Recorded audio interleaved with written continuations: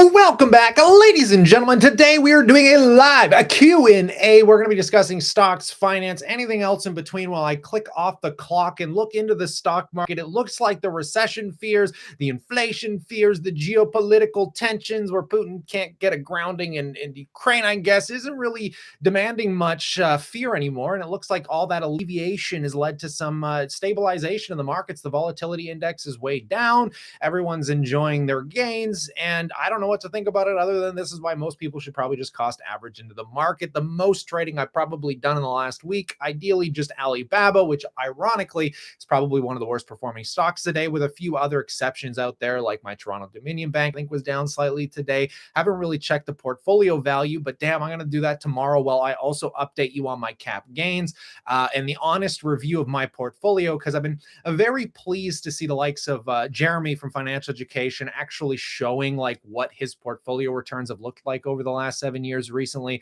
And I think that's something that the market really lacks on, because most people will say, oh, market's back at all-time highs, I'm crushing it. Meanwhile, they're just contributing to the portfolio, and we don't actually know what their cap gains ups or downs are, because God knows most people that have been in the market for the last year, probably owning more speculative stocks, are still down substantially, and these few little hiccups of gains don't equate to a whole lot. Welcome, Brandon Nikema, if I'm saying that correctly. But yeah, let me know what your guys' Q&As are. I mean, we've been having a lot of fun discussions about things like Scott's Miracle-Gro, because there's been obviously a fertilizer boom. I was just working with a company called Sus Global Energy, and they just did a massive purchase of a soil company, and they also produce fertilizers. But Nutrien is Canada's largest fertilizer company, just crushing it. My curiosity is I haven't had time to listen to the Scott's Miracle-Gro earnings call, and I'm curious, considering how wrecked they are getting on their MJ side of their business, if they're actually getting any kind of advantage from basically being a fertilizer company, or how they're producing the fertilizer and why their stock isn't growing based off the demand for that, let alone where they get that fertilizer from. So a lot of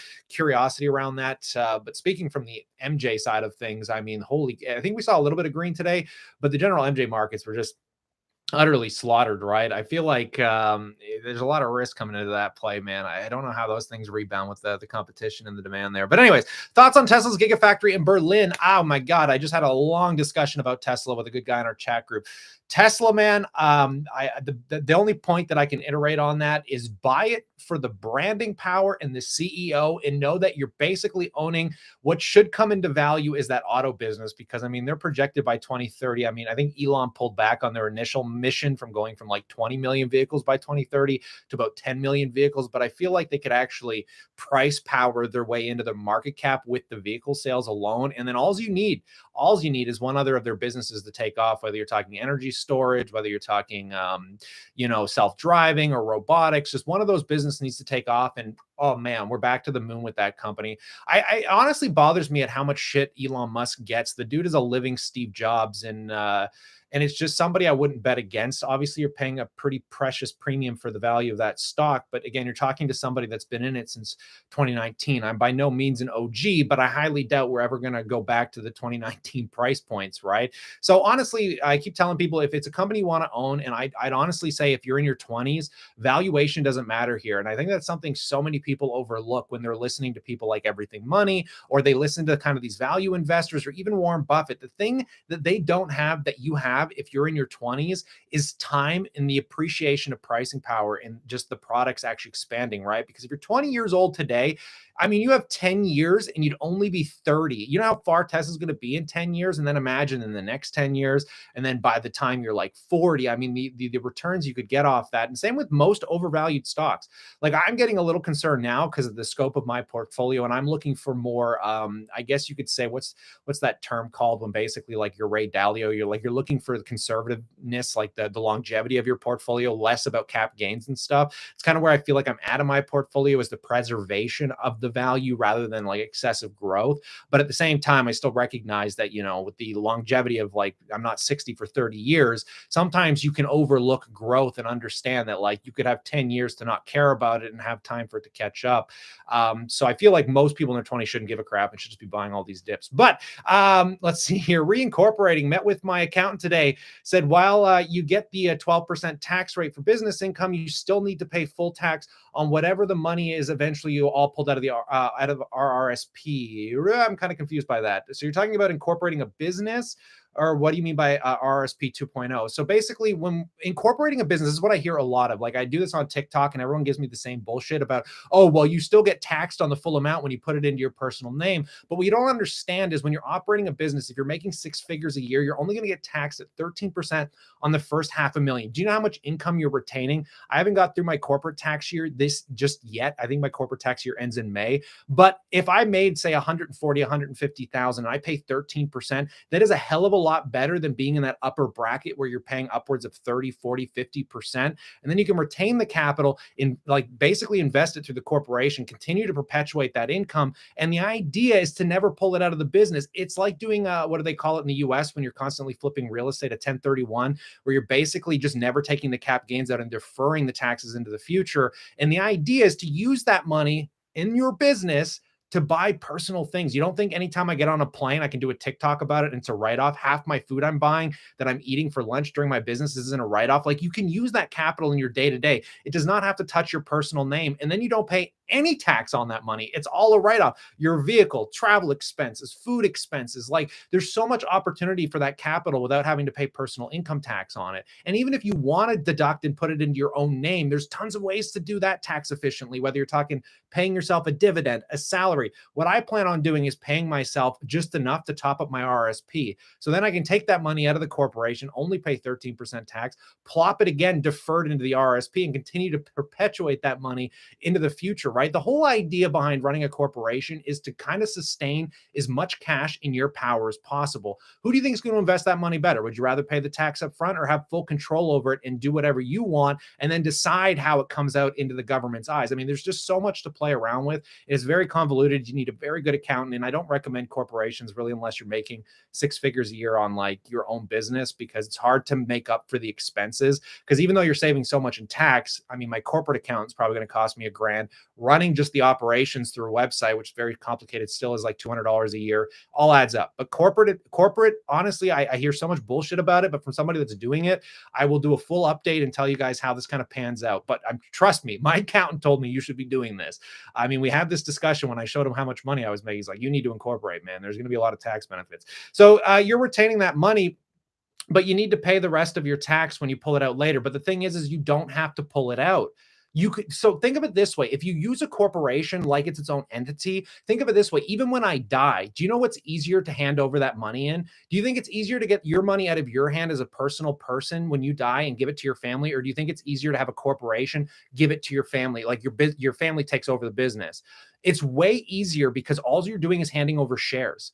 So if I drop dead tomorrow, I could have a next of kin for the business, and then they just take over the shares of my company and they own 100% of the company. And then they own all of the investments and everything that comes with it, right? Like you got to stop thinking about it like it's something that you just have to get rid of in the future. You never have to pull that money out, and you have a lot of options to use that money cap free, right?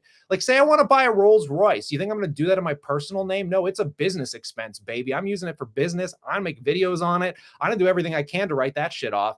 I'm like, it's just like when I was operating my business in my own name, you can still take advantage of a lot of those tools without incorporating. So it's not like you have to incorporate a business to utilize tax write-offs. The problem is if you don't have a corporation and you're operating a self-sustained business, even though you get the tax write-offs, you still end up having to pay full income tax on it because it just immediately plops into your personal accounts.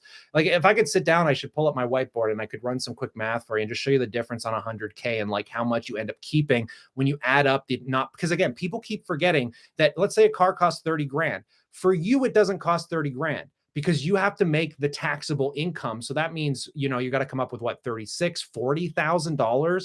That's what that car truly costs, because to make that money, you had to pay tax to get it, right? Whereas in the corporation, if I bought that $30,000 vehicle, I don't pay zero tax, no taxes on that vehicle cost. It's just a pure expense, and all the taxes I would have owed on it to the government completely wiped clean. I mean, there's just so much opportunity, right? I'm not trying to like grill you here or anything. I always get like my head up, because if you go onto my TikToks, man, I talk about corporate tax stuff all the time on TikTok. All the comments are always explaining to me why it's stupid to have a corporation. And I'm like, man, oh man, you guys just ain't talking to the right account, or you ain't making enough money. Because anybody I know taking in $500,000 a year is not doing it in their personal name. Yeah, love the corp updates. Cheers. Yeah, I mean, I've got my corporate account. It was from May to May of this year. In the full year, I mean, I've already got almost 100,000 in the investment account. I still have a ton of cash on the sidelines just to make sure I have the appropriated amount for the taxes and everything. But I know I'm going to pay like nothing in taxes on that account. I hear you. I pitched this to two separate accountants, including one who does corporations, and both said it doesn't make sense. Yeah, well, I'd have to talk to them. Like I said, I don't know what your income is, and I don't know what they're telling you, but I've been self-employed for 10 years, and I'm telling you the tax, like, put it in perspective here. My personal taxes, I made $40,000, and because I've been able to use kind of business loopholes, I paid $4,000 on that 40 grand. I mean, like that's like one of the lowest tax years I've ever had because I've been taking advantage of corporate tax loopholes, even with my personal income. So it's kind of mind-boggling to me. But I don't know what accountant isn't telling you to open a corporation if you're making six figures a year. It's so stupid not to. I mean, what are you going to do? Pay full income tax on a six-figure income? That's stupid. Like that's so ridiculous. It's the same thing with owning a real estate business and doing a 1031 in the US. Everyone would say to them, "Oh, well, when you liquidate the real estate, you're going to have to pay all that backdated tax." Well, no shit, idiot. I'm never going to liquidate the real estate. My family's going to own it and it's going to cash flow for the rest of our generations to come. And like, I mean, there's just, you take advantage of the loophole and you never pull it back into your name. And then on top of that, talk about liability, right? I mean, if you have $1 million and it's in your name and you kill someone in a car accident, they have every right to come after every dollar you have. Whereas in a corporation, it is a separate entity. They can't come after that entity's money unless they're suing the entity. But God knows if you're in a passive business like I am, there's nothing you're going to kill anyone over in your business, right? So it's not like they can come after that business money. It's much more protected. There's a channel out there, and I should bring it up because me and Matt used to talk about it a lot. There was a guy in Canada that basically sold off his entire $1 million portfolio and then put it into a corporation just for the liability protection, knowing that like if one of his friends come after him, they'll never get that money out of the business. There's a lot of things like, man, you just kind of got to sit down and talk to people. Obviously, in certain circumstances, it might not be worth it. I've never had the opportunity to make it worth my time, only now because my income bracket is much higher than it used to be. Separate entity, you're only a guarantee for your business. So if your business can't cover it, you're eventually liable to some degree. But I mean, that's debatable depending on the state. But it's not, they can't come after your business. That's like if Steve Jobs ran over someone in the street. Do you think they're going to come after Apple or do you think they're coming after Steve Jobs? You can't sue Apple because an employee ran you over. It's no different than if I worked for McDonald's and I left McDonald's and I was an idiot and I hit someone. They're going to come after me. They're not going to go after McDonald's. Trust me, there is a lot of benefit to running corporations from many aspects of life. In my humble opinion, just from somebody that's finally kind of gotten into the corporate world aspect of things. And again, this is just stuff that I've only recently discovered with my corporate accountant. Like I said, I wouldn't have done it if my accountant didn't run the math and show me how much money I'd be saving, because I'm saving tens of thousands of dollars that passively will perpetuate, right? So I mean, there's, like I said, it's you just got to talk to the right people and look at your income and make up the best idea. Personally, I think it's a better idea. Also, if you have maxed tax advantaged accounts, it's like the next level up, right? So you maxed your RSP. You've maxed your TFSA if you're living in Canada. And now what's your next option? Now you're stuck investing in a regular brokerage account where it's fully taxable. So you don't want to buy dividend stocks because you're going to be taxed out the ass on them. You might as well put it in a corporation, because most people don't realize either that in a corporation, you can collect dividends from another Canadian corporation. And sometimes the taxes are 100% waived, because just one corporation is paying another one and the government's like, it's all money in the same economy. There are some other tax losses, because I do think on passive income, there's an extra 3% tax. So if I sold my stocks, I might get taxed a little bit higher than the average corporate tax rate for passive investing, because the government tries to deter people from doing exactly what I'm doing. Not that it matters, because this is what most people are probably doing if they're saving a lot of money, right? But honestly, don't even waste your time. Don't even bother getting involved with corporations. I mean, this is like the stuff that you want to do when you're trying to fast track your financial independence, because most people are like, oh, well, I want to get rich quick, and it's just, or get rich fast and get to fire. But it's just like, I remember Dave Ramsey saying this to someone. It's like, well, have you maxed out your tax advantaged accounts? Well, I don't want to do that. I want access to the capital and all. It's just like, they're so dumb. It's like, don't just start with one step at a time. First, tax advantaged accounts. Once those are maxed, look for the next tax efficiency, right? That's how the game works, because it doesn't get better than tax deferred income with an RSP and then tax-free income for the rest of your life from a TFSA. But on top of that, Intel today, is Intel flying? I mean, let's know stocks. This is a general broad conversation here, folks. We can rant and rave about anything Tesla, and we can talk stocks. I mean, Tesla's been a hot topic. It's nice to see it rallying back, but I don't really care what it does here. I'm more or less playing the long game from here with Tesla. I did scale it down because of my risk tolerance. I find it very odd. I mean, I've been joking with people about this, but it takes years to come to this weird adjustment. And in your head, you see all these meters like in a video game where you're like, how much should I invest here? And when is it too much? And, you're constantly going through like this risk adjustment. And I think I owned a little bit more Tesla than I would have liked for my comfort zone just because of the volatility of the stock. So, I mean, I scaled it down from like 20 shares to like 13, but I did dip most of that back into growth prospects like Alibaba, which are still up just as much as Tesla is from the time that I sold it there. Cause I think I sold most of that position out at 900. So I am making a bit of a healthier gain off BABA here. If that continues, it's debatable, but I honestly think Alibaba could in the near term offer more prospective growth from the stock side of things than Tesla has the opportunity to. Because I think people just want Tesla to run to the moon, but I honestly think, it's like talking about Bitcoin. Like Bitcoin will never do what it did over the last 10 years again. Like that's never going to happen again. For it to go from $1 trillion or where it sits today at like 8 or 900 billion to say 2 trillion or even 10 trillion, that's going to take a lot of time. Same thing with Tesla going from $1 trillion to say 2 or 3 trillion and getting to Apple's market cap scale. I mean, do you think it has the opportunity to get to where Apple's at in the next year or two? Personally, I don't. So you got to understand that even over 10 years, if the stock doubles or triples, that's still an incredible return, but you're never going to get what happened in the last 5 years with Tesla. That's come and gone. So I feel like people that are looking for more growth in the near term, whether you're talking 3 to 5 years, I would more or less fixate on companies of real value. Again, comes with its different sets of risk. Alibaba has its own set of risks. It's risks I can tolerate. And for me personally, I don't have really good global diversification when we're talking about foreign equities. So I feel like Alibaba really fits in there nicely. Your thoughts on AXTG for the long-term moolah there, baby? ATXG, what is that stock? It sounds very, very familiar. Let me just look it up real quick here. ATXG. So this is Access Technologies Group. This is a company that I actually work with. That's why it sounds so familiar. Access Technologies. I mean, a lot of these small caps are pretty good. If you believe in the business model, if I'm not incorrect, I think Access is one of these like really crazy diversified portfolio companies. I don't want to say anything off the top of my head in case I'm getting the wrong company. What's the CEO's name? I've been working with the guy for some time. If you go on their channel, you might see me talking with the CEO.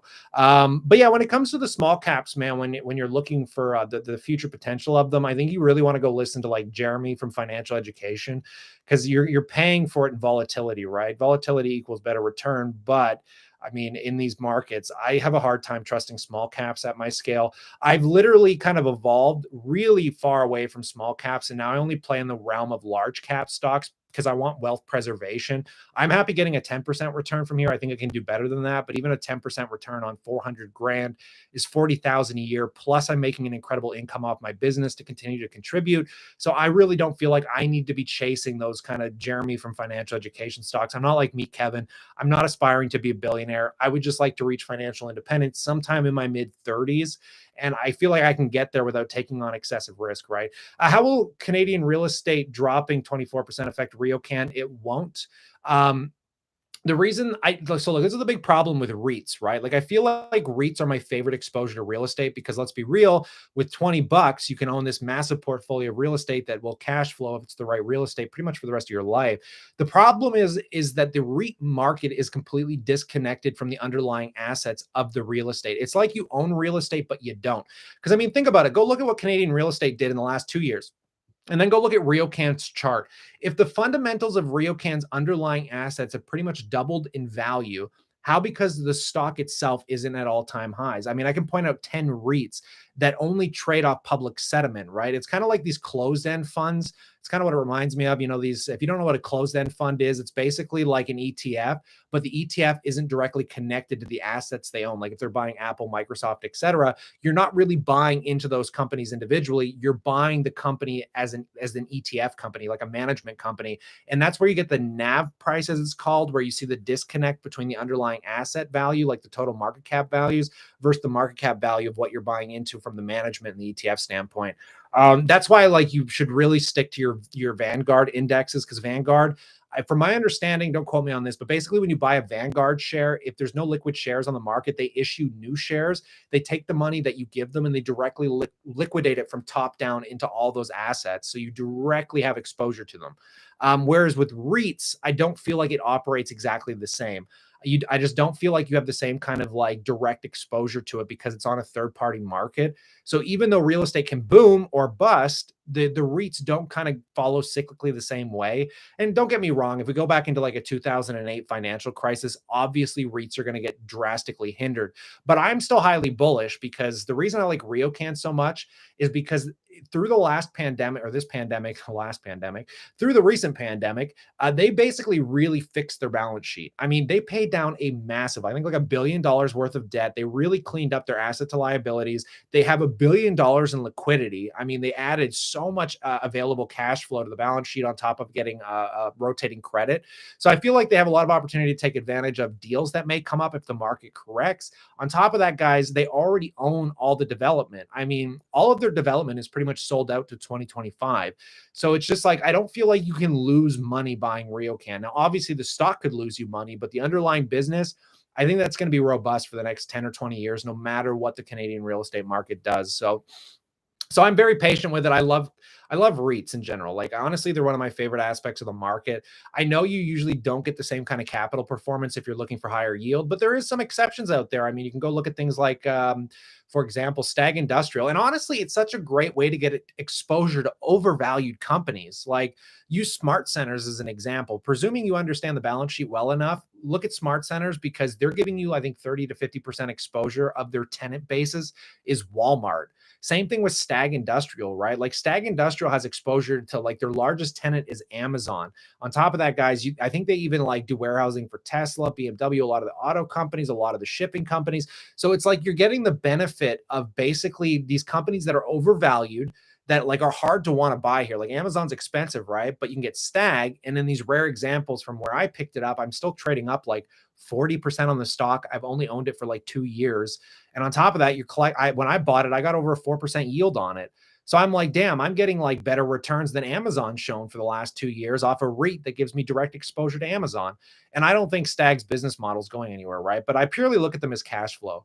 I mean, you don't, I don't buy REITs or utilities or like, McDonald's stock. Like, I don't care as much about capital appreciation off those stocks as I do about the reliability of the yield. Because at the end of the day, like you're looking for yield appreciation over a long period of time.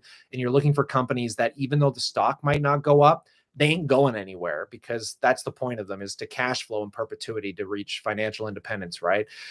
Yeah. So when you're talking about closed-end funds, BST is a good one. I think you're talking about the BlackRock Science ETF, which basically holds and trades options on everything from Microsoft to a lot of the technology and science companies. I sold my last REIT today. I'm not a fan of how they're taxed. Yeah, so that's one of the biggest problems, right? Is you have to be well aware of the tax problems with it because if you want to hold them in tax advantaged accounts. So if you're buying REITs, it's highly recommended that you leave them in a TFSA or an RRSP. If you're buying foreign REITs like US REITs and you're in Canada, you're going to pay a 15% withholding tax. But the thing is, for me, the way I've gone about it is I hold a couple of my REITs, MPW, Stag Industrial, RioCan. I hold some of those in my tax-free savings account, so I don't pay any real tax on them. And then I do own RioCan and Smart Centers in a regular brokerage account. Now, why would I do that? Because I'm going to be paying like my income tax bracket on it, right? So that's 20, 30%. I'm losing like literally maybe upwards of 30% of that dividend. However, the way I'm looking at it is I want to be able to continue to contribute to my RRSP. So how can I do that without having to make the money and then put it in the RSP? Well, I could just own REITs outside of the tax advantaged accounts because they're already maxed out. And every single year, those things are going to cash flow me a couple grand a year. And instead of personally utilizing the cash, I could just contribute that to my RRSP and continue to defer those taxes on it moving down the road. Like I said, man, when it comes to the tax stuff, man, I've been around a block and I know every loophole in the book to not pay taxes to some degree on a lot of different income sources. Are you tempted to buy dividend stocks that pay in different months? Yes.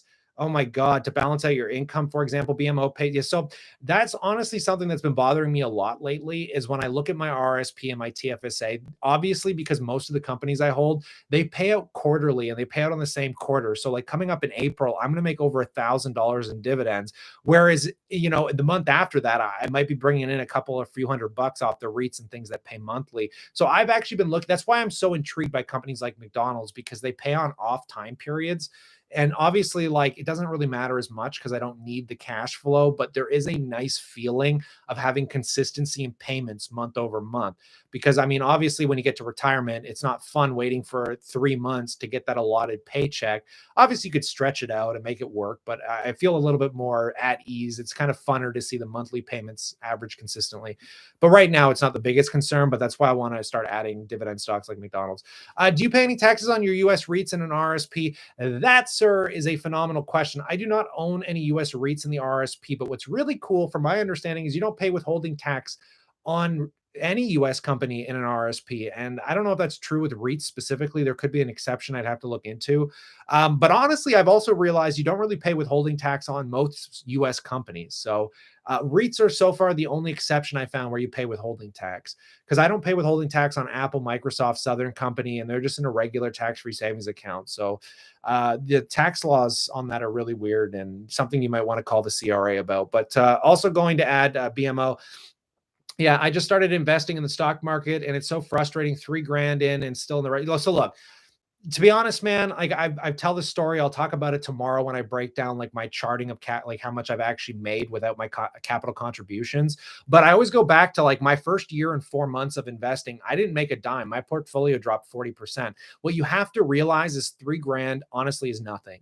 3 grand is not going to change your life. It's not going to get you to financial independence. The only way that's going to be worth anything is if you get 1,000x return in the next year. So honestly, man, I would just not even worry about the down. Just buy the dips and keep working. Because something tells me in 2 months you could sock 3 grand into your account, which means you could literally double up your investments just by working and saving a little bit of extra money. So that's kind of the hard part, right? Is in the beginning of investing, you need to find a way to continue to more or less worry about the income and the saving side of it, because that's how you're going to double your portfolio faster. Because it comes back to the point, right? Like even 10 grand invested, you make 10%. That's $1,000. That's pretty good in a year. But if you can get to $100,000, you make 10%. I mean, you're talking about $10,000, right? Like that starts getting pretty substantial pretty quick. But that's the hard part is, building up to that point. Not to belittle like 3,000. I mean, 3,000 is a good chunk of change. It's just in the perspective of financial independence. You got to be a little bit more patient and be willing to more or less focus on the income rather than the cap gains or the dividends. Is it true that I heard BMO is buying back of the West in America? I'd have to look into that. Kyle, I too pay $9.95 per trade with RBC. Yeah, I get reamed out every time I talk about the freaking commissions that I pay, man. Because you could go to, I think, is it Intact? Is it Intact? There's Interactive Brokers is a cheap one where I think you can get $5 a trade. Obviously, Wealth Simple is a commission free. The problem with Wealth Simple, though, is you can't open up a US account yet. They said that they're going to introduce a US account, but how Wealth Simple rips you off. And this is the dumbest thing, too, right? Like, there is no such thing as free commission trading. There's something called pricing arbitrage that these companies do to manipulate you into thinking you're getting free trades. But typically anybody that offers you a discounted free investment without paying a commission, if you go look at the spread ask and buy price on one thing like Robinhood, and then you come over to say Scotiabank, the bank that I use, I guarantee you the bid and ask price are a lot different on the spread, right? Like that's how crypto exchanges make money without charging you a fee. They basically just charge you more than the Bitcoin's worth, more than it's worth. So it's kind of funny, actually, because there's something called pricing arbitrage that I've noticed a few people doing in the crypto space. Like you buy crypto on one exchange that has a lower base, obviously, fee, but then you can go to another exchange where the demand might be a little higher. So they're charging more on the spread, and you can sell it off one exchange, move it from one exchange to another, and then sell it on the exchange where the spread and the ask price are higher and there's more demand for the crypto. Like it's very manipulative. I hate when people say commission free because there's nothing free in life. I mean, even Charlie Munger talked about this, right? The WS spread thing isn't an issue. I always look at the price on Yahoo Finance when I buy with Wealthsimple, and it's always the same. Yeah, I'd have to double check, but I know with crypto they're a complete ripoff, and I know when it comes to buying U.S. equities right now they're a complete ripoff because they charge you like a 2%. They charge you more than the bank does on the conversion of currency. Whereas in my basic brokerage accounts right now, I have US dollars and dividends coming in. Whereas if I did that through Wealthsimple, I would have to convert the dividends every single time. And every time those dollars converted, they take like 2%. So, I mean, I don't know Wealthsimple in and out, but Wealthsimple is great. Honestly, for buying Canadian stocks right now, it's the best place you can go, in my opinion. But they're making money somewhere. Is Shop your next growth play? Or are you thinking of any other? So look, I was talking about this the other day because I love Shopify. I want to buy it so bad, but I just, it's so hard to wrap my head around it. Like, I get the company, it's an incredible business. It's just very expensive. And it comes back to the same point of like Tesla stock, right? Like in 10 years, how much can their business model grow from here to make it worth the premium that I'm paying today? And what is the likely return? And I think they have the real potential to double or triple their business up, no problem. But the problem is you've already paid for that to happen, because the valuation on it is just kind of nutty. And it bothers me because, I buy companies that are overvalued. Obviously, like holding Tesla is the same thing as buying it if you're not selling it at these prices. But like, this is the thing with Baba, right? Like, I can look at Alibaba and it's a screaming buy to me. Like, it's easily today, its value should be $200 to $300. It's not. I can't say that about Shopify. I can't say that about Tesla. So when you're buying Shopify, if it can drop on the earnings, I'll overpay for it. But I'd like to see it get in the lower 20s. Like, if it can get to Google's price point, where we're looking at like that 20 to 25 PE ratio, I'd be a lot more inclined. I probably wouldn't even think about it. But currently, it's just so hard because I love the company. I mean, it's such a good company. It's probably, well, it is the second biggest e-commerce play in the Western world next to Amazon, right? And they're scaling into warehousing now. So I think warehousing with the clients they already have access to could easily just double up their business in a short period of time. They just added the USD account without those fees. But it's $10 per month. Yes, yeah, like that's the thing, right? Like, Wealthsimple, like it's you can't not make money. That's the hard thing with brokers, right? Like, if it's commission, they're making money somewhere. They're always making money. Vegas 2023. I don't know, man. I wish I booked our Vegas trip out a little later than we did. But Tesla growing 50% a year. With 10 startup built in. Yeah, but that 50% a year growth, I mean, we talked about this, man. It's great because it's growing at a massive rate. So you still have to wait 3 to 5 years for the valuation to make sense, though. It's overvalued for a reason, but Tesla, I mean, for the PE to make sense, you still got to give it a good 3 to 5 years if you're buying it at the current price point, because that's how it's going to grow into the valuation, right? So again, you're overpaying for it, so you got to be very patient. We'll convert you eventually. Yeah, I don't know. I have a Wealthsimple account. You don't have to convert me. I actually have the app. You guys wouldn't even know how many different brokerage accounts that I actually use and look into. I mean, I have access to a TD account that I know very well. I mean, I use Royal Bank accounts. Last time I looked, I think I'm running like 16 or 17 different bank accounts. Because every one of my bank accounts has a multitude of accounts within it. It's brutal. I think I with the GIC and the extra accounts that I just opened, I'm probably at 17 or 18. But I have Wealthsimple. I use it to buy crypto, and I was using it once upon a time for the crypto stuff, but I realized it was really stupid, so I got rid of that, even though I still have the account. And I have all these accounts, man. I have like 3 or 4 different crypto exchanges. I have like Ledin.io, all the leveraging accounts. Like, I play around with this stuff, even though I might not use it to like a meaningful amount of contribution. But are you in Innisfil, Barrie, or Aurora? I am in neither. I am on the southern tip of Lake Simcoe, so I'm kind of more in cottage country area, talking like, I don't want to give like exact locations, but I mean, if like Beaverton area, I'm not too far out from Beaverton. It's a good about an hour 20 drive from direct downtown, but I'm probably going to be moving to Markham area in the next few months. I don't like it out here. I'm not a country person anymore. Wealthsimple is great, but if you're buying market price, you're getting ripped off, couple cents or a dollar on every trade to beat the system. You got to get used to limit buys. Yeah, for sure. I haven't used limit buys in forever. It's kind of like trying to sell like low volume stocks. It's kind of annoying because sometimes you want to put in the limit prices, because if there's no volume, sometimes the stock price I don't know, different conversation for a different day. So what else is going on here, folks? What else going on? Tastyworks might be checking out its lunches. I can't believe people commute from cottage country to the GTA. Bro, that's been my life. I mean, in my magician career, Jesus, I was driving all over the place, taking planes all over the place. My travel expenses were insane. But frig, it's better than owning or renting down in the city, right? I mean, it's definitely a lot cheaper and saved me some money. Loved deal you got on the winter tires. Oh my God. So I am like one of the most frugal people ever. But when I look at the frugality of, say, like my girlfriend's parents, it's at a level of awe. Like they're brilliant. They're brilliant, because my girlfriend's dad really likes to tinker around on Kijiji when you're talking about anything. I mean, any item on the planet, you just mention it to this guy, give him a week. He'll find something at a much better price than you're going to find anywhere else in any store. Like the guy is, he's brilliant. I gotta bow down to his ability to find me deals. Cause yeah, my winter tires cost me $50. They were brand new Michelin tires, man, because some guy's girlfriend rode off his car, no damage to the tires, and they didn't know what to do with them on the rims. Oh God, I love that stuff, man. I was just blown away when I got that deal. Geez, $50 tires saved me like 300 or 400 bucks. Michael Burry's still strong on GEO. Yeah, Michael Burry's kind of buried his head in the sand here. I'm surprised. I don't like the guy personally. I kind of equate him to like Meet Kevin and like a lot of the Bill Ackman stuff. I honestly think they're very entertaining to listen to, but to put them up there as an icon when they really just got lucky gambling, it's kind of like Peter Schiff, right? Like a broken clock is what right twice a day or even once a day, right?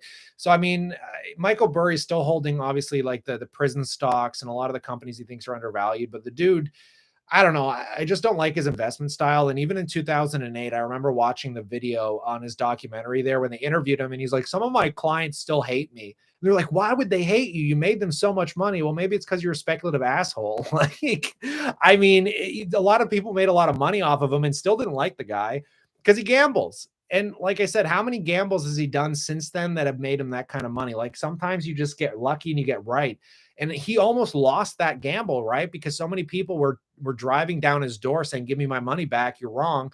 And either way, right or wrong, I just, I respect the guy from an entertainment value, but I think people put him too much on a pedestal because when I look at the stocks that he buys, I mean, I don't know. They don't appeal to me. It's not a long-term cost average investing style. Like I'm always a diehard Warren Buffett, Charlie Munger, like forget the political rhetoric. You don't have to worry about stuff. You just got to work, save money. You'll be fine. It's hard to screw up in the market if you're buying, good companies and you're not listening to the Meet Kevins of the world or people like me. I mean, I made stupid decisions. I kind of post this as entertainment value. I hope you guys get value from it, but I never recommend buying any of the stocks I'm buying. I always reiterate, man, risk tolerance, time horizon, how old are you? All of that dictates what you should be doing in the market, not what I'm doing. Because everybody's got their own path. You have a family, do you have real estate? You have family that needs help. Like it changes every factor to what stocks you should be buying. How the heck do you ad lib with anything I throw at you? I don't know. I was a full-time magician. What do you mean? When you're in the entertainment industry, man, and you're thrown on stage, you got to fill shit. You got to you got to keep rambling. That's where my chatterbox comes from. Got the inflation call spot on though, didn't he? Called it in 2020 at here we are, double digits inflation. Yeah, I mean, even the Fed got inflation wrong. It's an interesting topic in and of itself, right? The inflation, like it's the same thing with the pandemic, right? Like I know a guy that made $1 million off shorting the pandemic. I didn't think the pandemic would have got as bad as it got. So you have to understand, like to some degree, if you know something, you think make the bet. But at the end of the day, for any normal person, it's just gambling because they're just short-term big bets, right? And it's like MindMed. Like I made a speculative bet on MindMed. I made a speculative bet on Tesla. I made a speculative bet on Canopy Growth Corp. A lot of those printed, but you know what didn't print it? Obviously things like Momentous and the space companies. And, a lot of people don't want to talk about those losses, but the difference is you got to know how to cut them early. That's a big problem. Most people don't realize when they're gambling, right? They'll buy into companies, they get hyped about them, they overpay for them. And when the stock and the company start going the other way, they all of a sudden get their back up and like, oh, well, I'm a mission behind this company. Like this company's going to be fine. And then they ride through like 5 years of just flatline or negative growth because the fundamentals of the business changed. So, I mean, if there's one thing I've been good at, it's getting out and not over leveraging. Because I mean, any one of those companies could have went the other direction at any time. A lot of it has luck contributed to it, right? I think the difference between me and a lot of people is I'm willing to admit when I know I'm gambling and when I'm speculating. Whereas I think people watch the likes of Meet Kevin or obviously like these huge names out there, and they're like, "Oh, this guy's a genius." But it's like, is he though? Is he a genius, or did he just get lucky based off a few circumstances and information that came his way, and it just kind of worked out? But now replicate it. I mean, it's like listening to Peter Schiff, who was right once, And he's been saying the same shit since the dot-com bubble. And it's just like, you can say it every year until you're right. But the question is can you make money on it? That's the hard part. Because anytime you're speculating on price, you're gambling. I don't know what McDonald's stock is going to do tomorrow. I don't know what half my stocks are going to do. So I try not to do too much price prediction. Same thing with Tesla, right? Like I'm betting on Tesla's business. I think they're overvalued. I think if you're paying for it today, you're making a huge speculative bet on the business. So I'm really gambling that everything goes in the right direction for them over the next 10 years. Doesn't mean it will. I hope it does, but I understand that I'm not going to risk the whole farm and chickens and eggs on it. Meet Kevin can do that because he makes $500K a month off YouTube. And even Meet Kevin speculated wrong. I mean, he was a diamond hander into the market and he thought, just like Jerome Powell said, and even the Fed doesn't know what's going on. They're speculating. I mean, Jerome Powell, it's all transitory. Inflation is all transitory. And Meet Kevin's like, the Fed's right. It's all transitory until it wasn't. And then Meet Kevin's like, oh, forget diamond handing. I'm out. Like, and then the Fed's like, oh, it's going to be fine. Don't worry. It's fine. It's fine. It's going to be good. Like, is it though?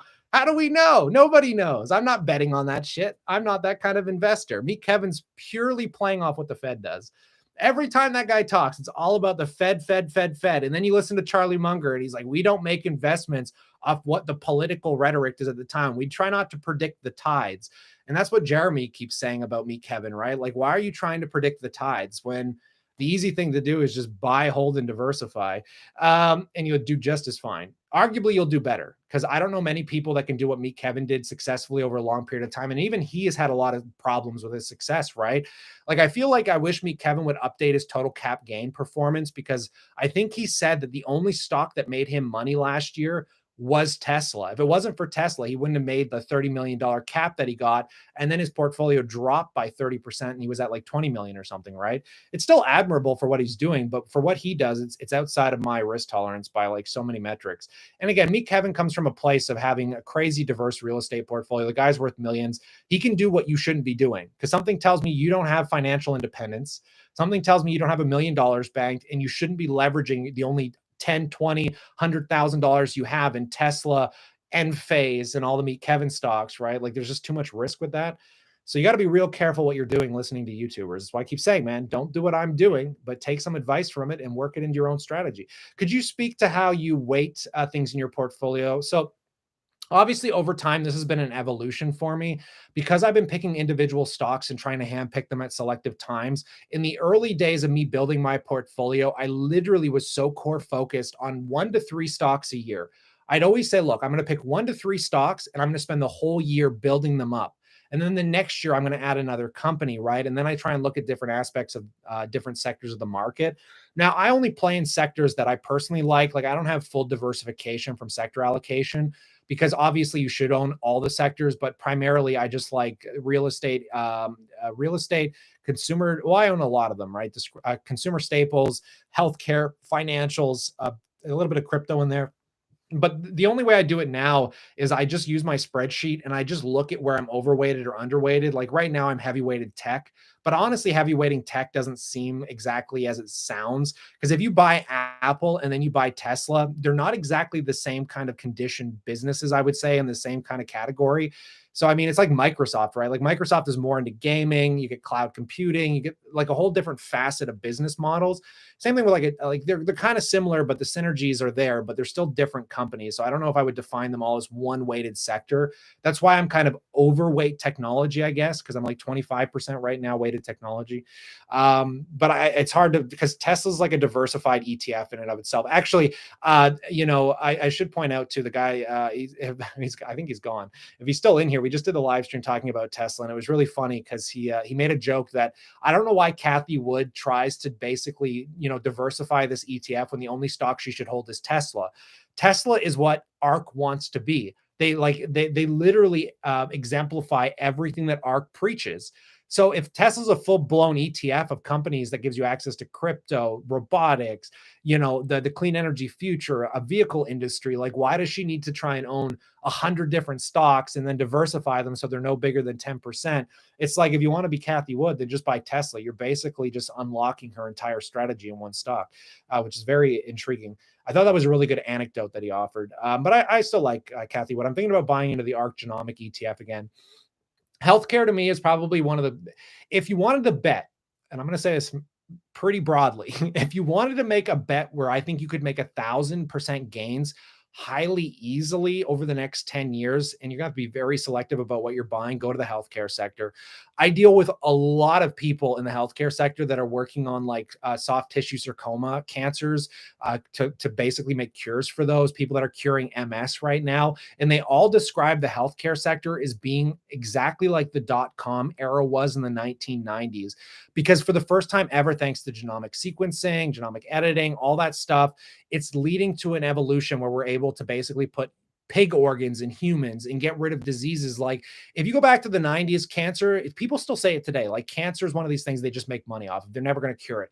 I beg to differ. In our lifetime, arguably in the next 10 to 20 years, most cancers will likely be cured. I think we're going to end up on Mars. We're going to see space travel advance.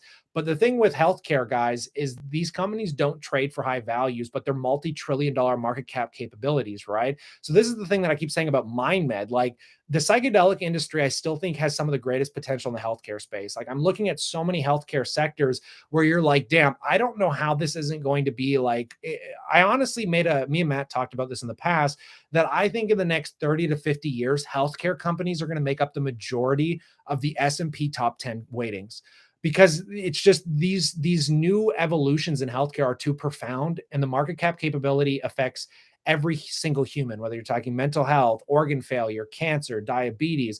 So if you can extend longevity in life and we start living to 90, 100, 110 years on average, the value that's going to unlock in those companies that unlocked that potential is going to be astronomical. It's going to be nuts. So, I mean, I've been thinking about buying back into the ARC Genomic ETF and let Kathy Wood just manage that. But at the same time, I haven't come back around to it because it's purely gambling. And I can give you some examples. I wish I could remember them off the top of my head. But look at the CBD sector. Here's what's going to happen with psychedelics, or here's what I think is going to happen with most of these companies.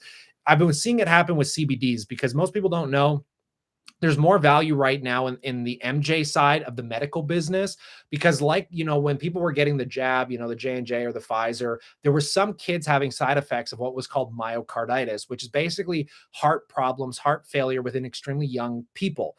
And what they were using to treat those heart failure moments was CBD, because it was a crazy anti-inflammatory, and they found it brought down the effects that they were experiencing.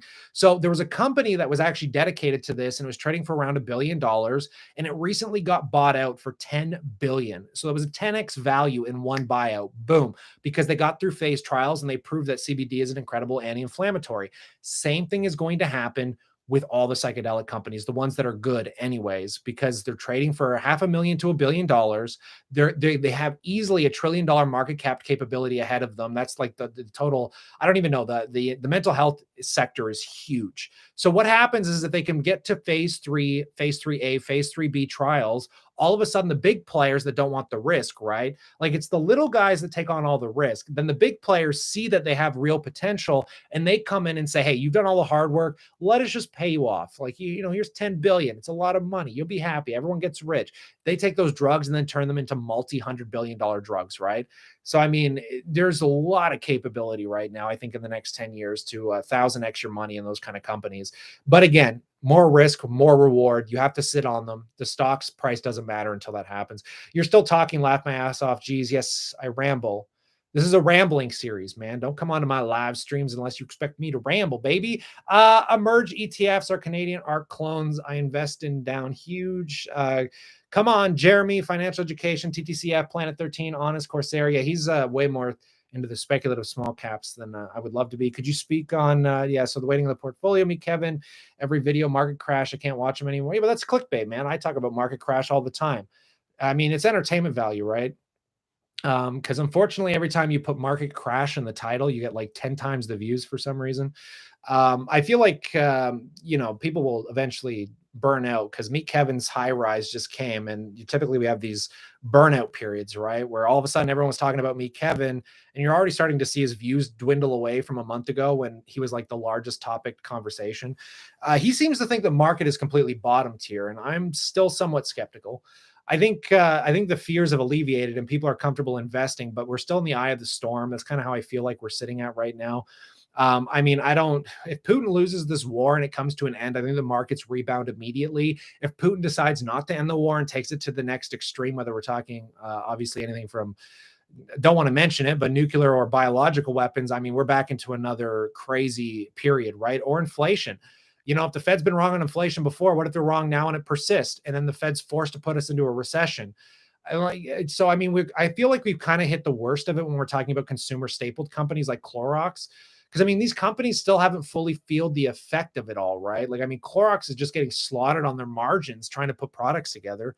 So yeah, it feels overvalued. That's just it, right? Like anytime I look at the S&P, which 23, 25% of the top weightings, maybe two or three of those companies aren't insanely overvalued, maybe Facebook, but most of them I still think are highly overvalued, right? And they need time to catch back up to the earnings. I still think we're going to go into a major bull run. I still think Amazon has an incredible runway ahead of it. Same with like Apple. Like all of these companies have great runways. It's just in the macro circumstance, they're far too overvalued for the pressures on the economy.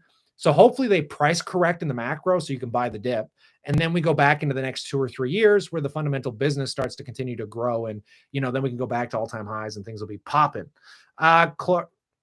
CLX input costs are horrendous. Yeah. A 29-year-old who invests like he's 50. I don't think I invest like I'm 50. I mean, I'm invested like, what do I hold? Like 24 stocks and like 6% of my whole portfolio is in ETFs. I just understand that I don't want the risk versus return, right? Because I feel like, you know, with the amount of money that I have, I don't need to make as much as I did in the past. So I don't need to concentrate as heavily as I did. Shitty tech earnings will cause a slide. Yeah, that's what I'm waiting for. Obviously, we're in this really bad moment where everybody's thinking the stocks can rebound from here, but we don't know without earnings. So I'm really anticipating, I'm dying to see Procter and Gamble and McDonald's earnings. I'm really hoping they miss. I actually calculated how many stores and restaurants McDonald's lost to this Russian escapade. And it's about, I think I calculated it out to being like 2 point something percent. So McDonald's just lost 2% of their total revenues, which is incredible to think about how diversified that business is. Because I was like, man, they're closing something like 800 stores or whatever it was in Russia. I'm like, that's a lot. But then you look and you're like, wow, that's only 2% of their total like store. That's kind of wild. So yeah, I feel like Facebook, if Facebook, you know, Google, if these companies can post reasonable earnings based off the guidance they offered, I think they're good at these valuations. But the thing is, we don't know. And I don't know how good the economy is because obviously there's good pricing power and jobs. Like there's a lot, it's not like the 1980s. There's kind of like similar vibes, very similar ideas. Like anytime oil's done what it's done, typically we head into a recession. But is that true? I don't know because again, jobs are great. People are making money. I don't know. There's too many. I'm not the Fed, so I don't have the data. Got to remember everyone pulled out if Russia as well, tech companies too. Aren't McDonald's independent? Yeah, but you got to remember they pay like, I guess McDonald's is a franchise, right? So you have to pay franchise fees to own the McDonald's, run the business. So that's how I think McDonald's makes a good portion of their money. I don't know how many of the restaurants they actually self-operate. I have to listen to an earnings call. That's a good question. But yeah, they lost, like, I mean, all the McDonald's, from my understanding, are basically closed down right now in Russia. I could be wrong. I haven't looked into it, but I just ran quick math and realized it was a very small percentage of their total portfolio globally. Starbucks, I think, it could be a good buying opportunity here. I like Starbucks took a pretty big dip because of their China conflicts and stuff like that. Stupid news mostly. I feel Starbucks may be a better growth potential than McDonald's right now from some of the math that I ran, but I like both of them. They're great dividend stocks. McDonald's are one of the biggest REITs going. Yeah, for sure. AMW has a royalty fund for a little $40 a share. Bought a lot of WHR today. What is WHR? I'm intrigued, my friend. WHR. What is that one? Maybe add that to the list to review. Whirlpool Corporation. 3.83% dividend. It looks like it's trading relatively flat for the last 5 years, down about 27% from its highs. I'll have to do some research on that one. I've heard of it, but I don't understand it very well. Pizza had a good royalty fund too. Yeah, I don't trust, I do not like the restaurant industry. I worked in them for a very long time. I don't trust the restaurants. It's like buying the casinos, right? Like, I don't know, man. I like McDonald's to me as a company that you could buy and never think about for the next 100 years. Johnson & Johnson, another one of those companies you don't have to think about for 100 years. When it comes to like these really kind of more niche companies that don't have that global pricing diversification and power, like Boston Pizza, for example, or Papa John's, I mean, they're great companies, but they don't tickle my fancy, to say the least. So I got to be I got to be a little careful with those ones. It's kind of like Dunkin' Donuts. Like I like the value. I don't know. I haven't looked at Dunkin' in a while, but I really like their coffee. And it's like it's why I'd rather buy McDonald's over Starbucks. I'm cheap and frugal. I do go to Starbucks in the bluest of moons, but I'm very happy hanging out with McDonald's. Late night 4 a.m. McDonald's stuff. Yeah, that's I don't know anyone leaving the bar that's like, hey, let's go get some Starbucks. I'm like mine, those teenage years, your early 20s when you're partying up to like 3 in the morning. Whenever you leave the club, it's like, hey, let's go to McDonald's. Nobody says, let's go to Starbucks. Let's go to Boston Pizza. Like those words don't come up very often. So that's why I love McDonald's. Plus, I used to work there for 2 years. I feel like it's appropriate to come back to this full circle of, I worked there forever and now I own part of the company, not in a materially large way, but it feels good to know. Maybe one day, maybe soon I'll buy McDonald's. It's on my buy list. So yeah, world poor prices are affecting it, not to mention the current geopolitical risk. McDonald's dressed like a Mac. I don't know how many of you guys worked at McDonald's. It's a tough job. And most of it's automated. Like McDonald's easiest upside potential is automation. Me and my buddy had this argument last night. One of my good friends, we were talking about how much of McDonald's could truly be automated. And if you work on the McDonald's line, making the burgers like we have, I'm like, how many of these things you don't need people doing? They're trying to AI their way into the drive-throughs. They already have most McDonald's in the cities make it so they're touch screens now. They kind of cut down the front staff. So I think there's like the one that we go to in Markham area. There's literally like 2 tills now and everybody just orders on the screen. It's way more efficient too, because if you're just ordering a coffee, you don't have to wait in line and the coffee gets made right away. So you get it immediately. So I feel like McDonald's just through automation is going to really increase their margins down the road with a lot of potential and capability. So even though McDonald's is kind of like an OG business, there's still growth side potential to it, right? Yeah, AI is going to take over the entire restaurant industry. Honestly, this is a hard conversation to have. There's a book, I can't remember what it is off the top of my head. But it goes into understanding where you are in the current cycle of just what's happening with technology and realizing if your job has longevity. Because I feel like truck drivers are like this clan that band together. But when I listen to truck drivers and people that work at fast food and all this stuff, I'm like, how do you guys trust that you're going to have a job in 10 or 20 years? I mean, you're all going to lose your job. So, I mean, not to be rude or offenseful, but just to be diligent, maybe it's appropriate to start learning maybe some new skills, right? And that's what this book talked about, was understanding how to learn new skills and make sure you're always edged in case, your job shifts and automation takes over. I mean, look at Amazon factory lines. Like half of the Amazon factory is already automated, but there's just jobs people are doing that are so redundant. Like they just seem pointless. It's almost like you could put a little VR headset at home, make some robotic arms and have the person do it from home. Like they don't need to be there. And then if the person, like, it's just, why would you even need a person to do it?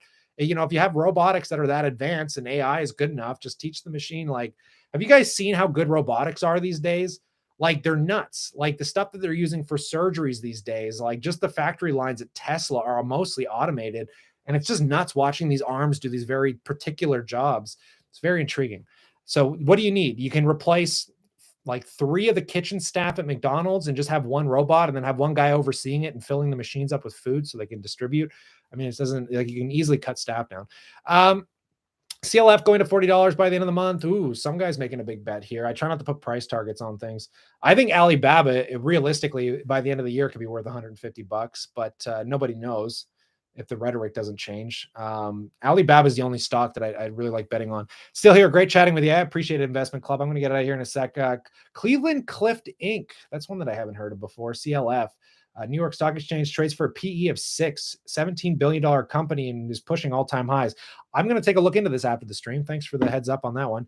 Fell behind a little. No worries, man.